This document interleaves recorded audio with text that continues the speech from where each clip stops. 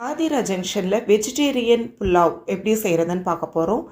அடிகனத்த பாத்திரத்தில் கொஞ்சம் நல்லெண்ணெய், ஒரு ஸ்பூன் நெய் ஊற்றிட்டு, ஒரு ஸ்பூன் சோம்பு, 3 துண்டு பட்டை, 2 துண்டு கிராம்பு, 2 ஏலக்காய், பிரிஞ்சி இலை போட்டு வதக்கிட்டு, 2 மீடியம் சைஸ் வெங்காயத்தையும் வதக்கிட்டு, 3 பச்சை மிளகாவை போட்டு நல்லா வதக்கி விட்டுருங்க. இப்போ பீன்ஸ் காயை நல்லா வேக வைக்கணும். அதனால் 1 இன்ச் நீளத்தில் அதை வெட்டி அதோட போட்டு 10 நிமிஷம் மூடி வச்சு எடுத்துட்டு, அதோட ஒரு உருளைக்கிழங்கு, 2 கேரட்டை கட் பண்ணி போட்டிருக்கேன்.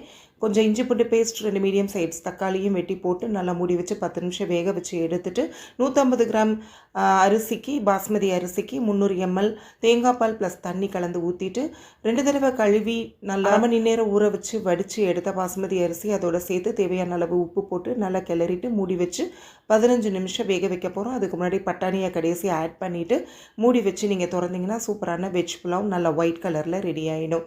இந்த ரெசிபிக்கு ஆதிரா ஜங்ஷனில் சப்ஸ்கிரைப் பண்ணிவிட்டு அப்படியே பெல் ஐக்கானை ப்ரெஸ் பண்ணிவிடுங்க.